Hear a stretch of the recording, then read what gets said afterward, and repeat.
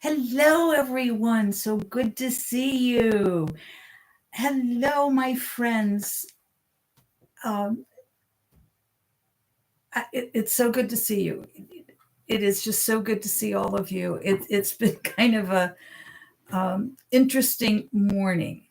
So we're here, we're together, and that's what matters. So Akila says, "Happy Friday to all, especially to Diana and Philip. Thank you." And Sheila says, "Hello, Diana. Hello, everyone." And she says, "I hope you are doing well." And Akila says, "Hello," and lots of hugs and kisses for everyone. And we are doing well. It's just been, a morning of got to take care of this and got to take care of that and got to sit down and calm down and take care of this. So that's all just trying to do too much before rain comes in and just trying to get a lot done. And our little girl is not in this bed today. She's on the carpet over. It's actually over here. No, it's on this side.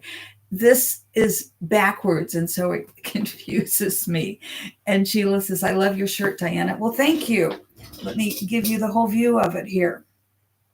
It's all of the wolf teachers. Thank you. It's also comfortable. So, and it's Friday, so it's T-shirt day, isn't it? All right. This is our prediction, our time to our talk today is about time and predictions. How do spirit guides know what to predict for the future if there's no time in spirit world? I'll get into the question a little bit more depth in a moment. Excuse me. I want to also say we'll get a message from Phillip, my spirit guide, in this book. This is the Master's Book of Answers. And yes, all my books, with the exception of 2, are out of print. But other than that, all my books are available on Amazon. You can go to Amazon and type in my name, or you can the easy thing is really just go to my website and read about the book and click on the book you want to get. And yes, we are working on Piper's story. So that will be out one of these days, but not yet. Okay. Sheila says, interesting topic. It really is. But anyway, we're going to get message, and this is just an oracle book, as many of you know, and we will take care of that shortly. Rush says, "Hello, Diana. Happy Friday, everyone." Well, hello, Rush. Welcome. Now, I know Akila is from Georgia, and I know that Sheila is from Amsterdam. Rush, where are you from? I love it when you leave comments in the comment section and tell me where you're from. Or if you get to join us live, that's even better. Tell us where you're from. I love to know that we've got friends all over the world. You just touched me so deeply. Thank you. And thank you for the thumbs up, the likes. I really appreciate that, and your comments. And tell others if this will help your friends, our videos. Be sure and tell them about it. Rush says, Alexandra, Virginia. I haven't been in that area for, well, pre-COVID and then a few years. So thank you. Akila says, you have 2 Akilas today. Oh, I saw Akila. And it's Annika World. Thank you, Akila. There's an Annika World. Forgive me. It would help probably if I put these on. And the letters would be clearer, right? So I'll put my glasses on. Annika World, we haven't seen you for a while. So good to see you. And then Akila, good to see you. So yes, we have 2 Akilas today. I think they're pronounced differently, but forgive me. And Rush says, grew up in Annapolis, Maryland. I've kind of been through Annapolis, but I've never been to Annapolis. And again, that goes back several years. Now that COVID is a little more under control, hopefully I can start traveling again. But I don't know. It's sometimes when you get out of doing something, it's hard to get back into it, especially traveling. But I love it. So anyway, here we go. And Akila, thank you. I missed that. And Rush says, totally. Yes, you get out of something and get back. It takes a while to get back into it. But Maryland is a beautiful state, as I recall. And Virginia certainly is, as is West Virginia.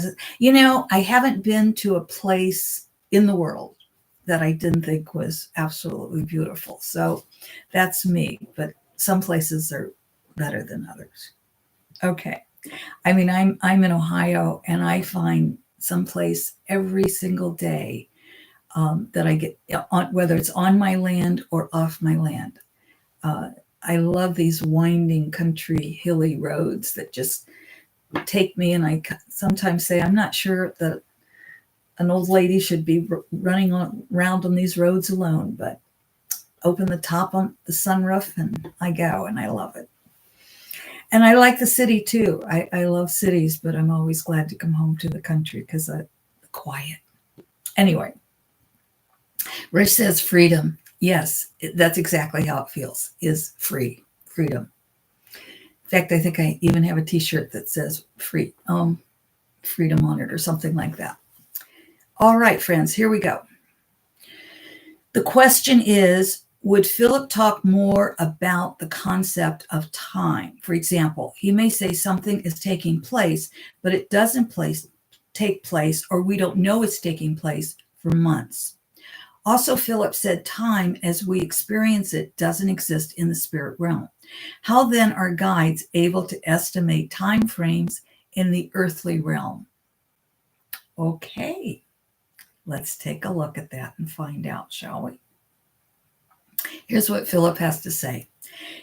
And some of you have heard me about what I'm about to say. Those of you who have studied with me or have worked with me over the years have probably heard this part. Phillip has given me this particular information before, and we've publicized it. So here we go. Your sciences have taught you that time is relative. You have all experienced this to be so. When you are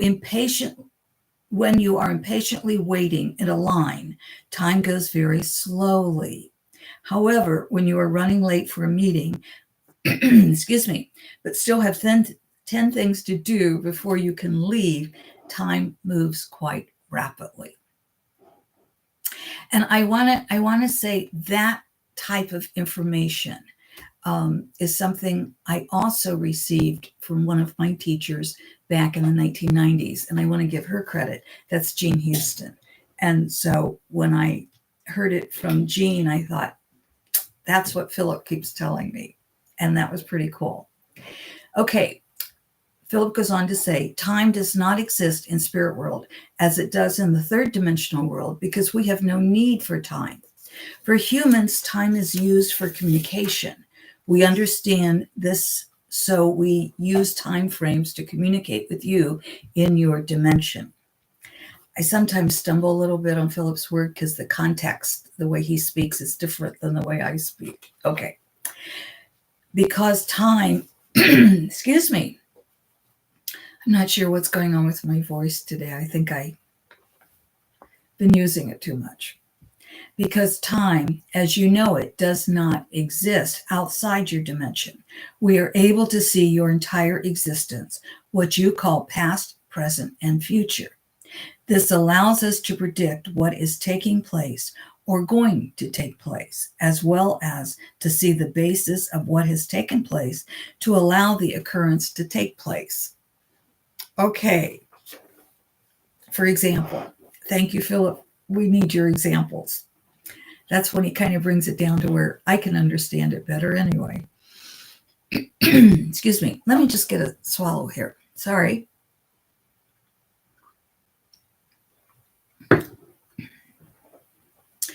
We're having excuse me, a bit of wind in the air, and that's probably what's going on with my throat today. Okay, here we go. For example, the writer wondered how we knew, the questioner wondered how we knew the U.S. government was talking about UFOs months before this was reported.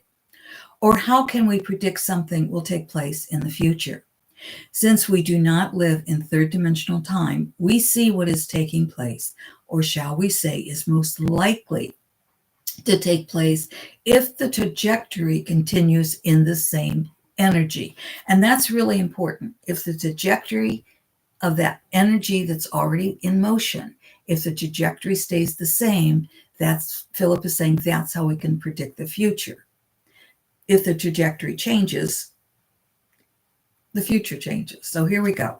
Philip says, using the US government and the UFOs, as they are called in your language, as an example, we saw in the minds of some people in the government an interest in the study of these unidentified objects in the sky.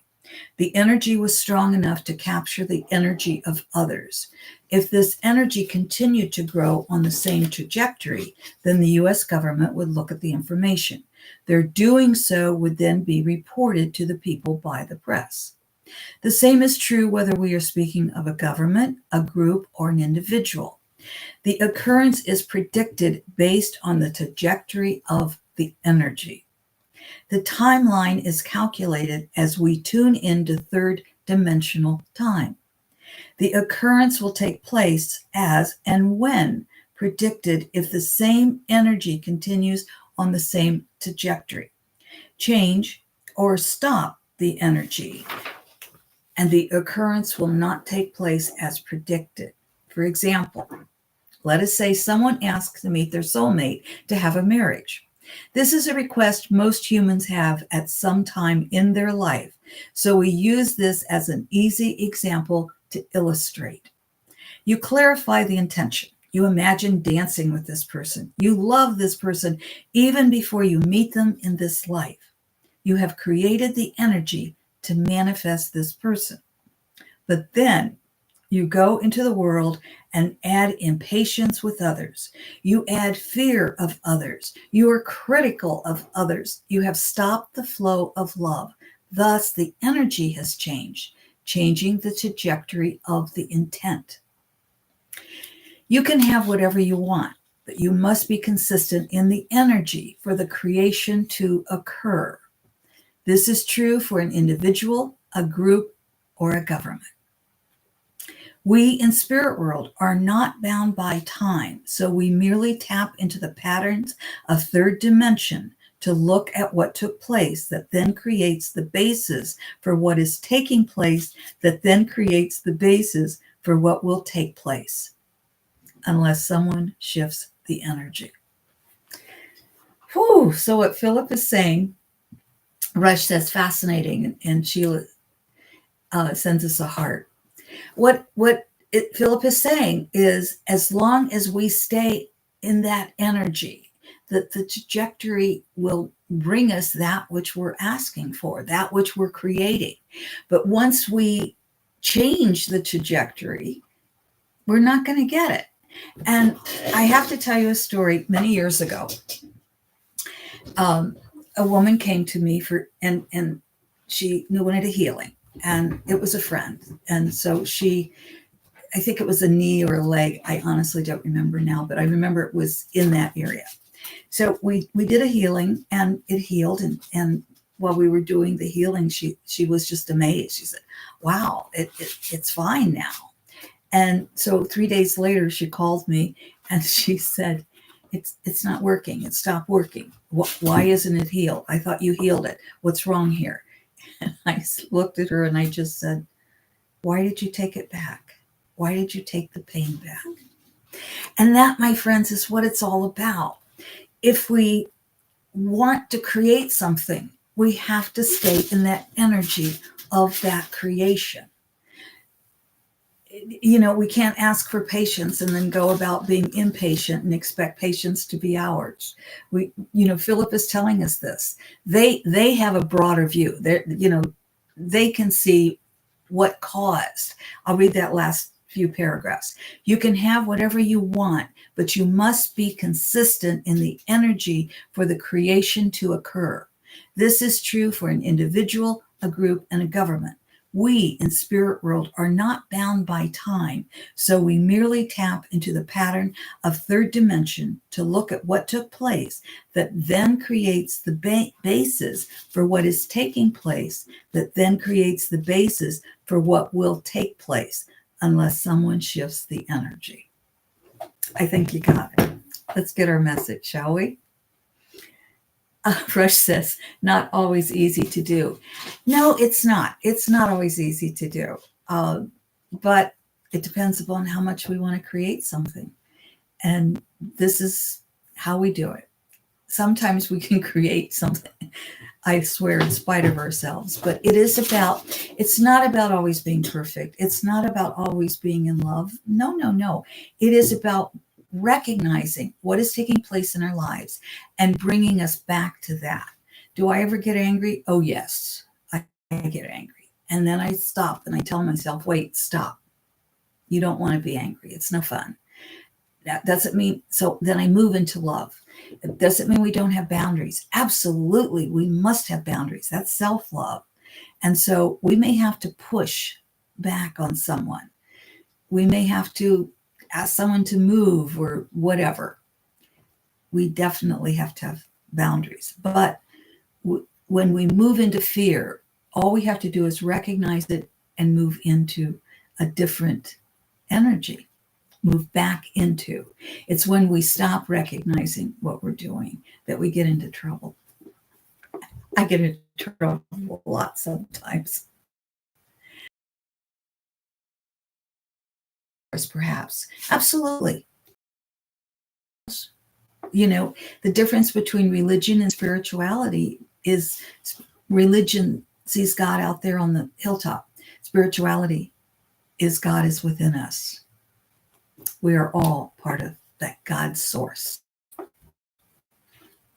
Here we go. Intuition's in sync. If you heard right, then that's a. And it says, I love if you cannot make peace within your heart, how can nations make peace within the world? If you cannot make peace within your heart, how can nations make peace within the world?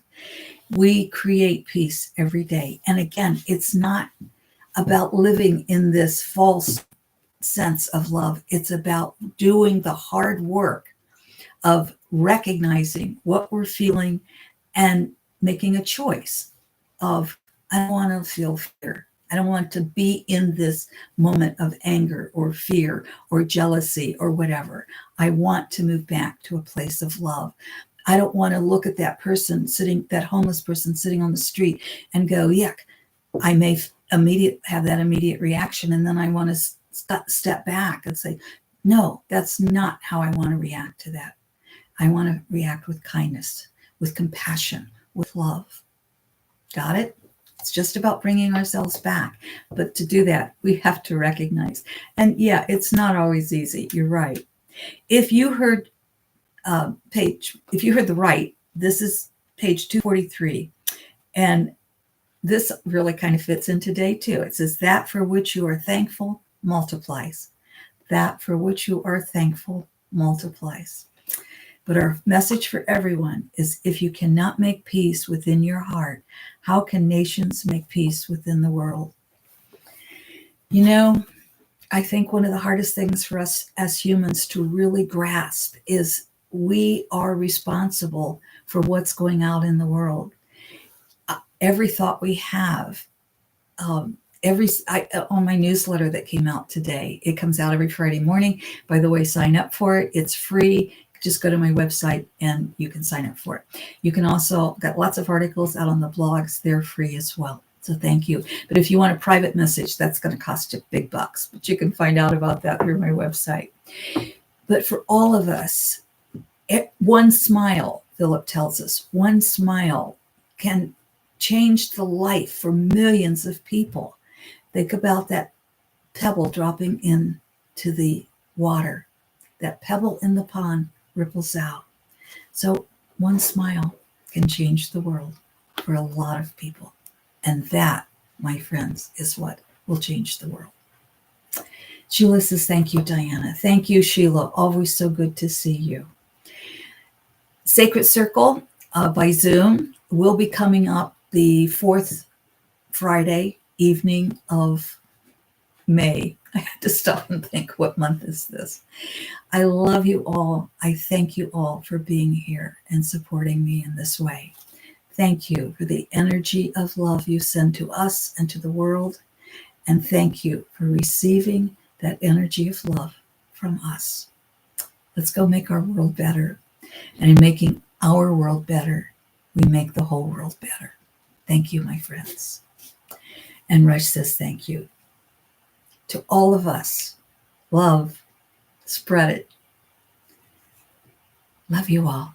Bye for now.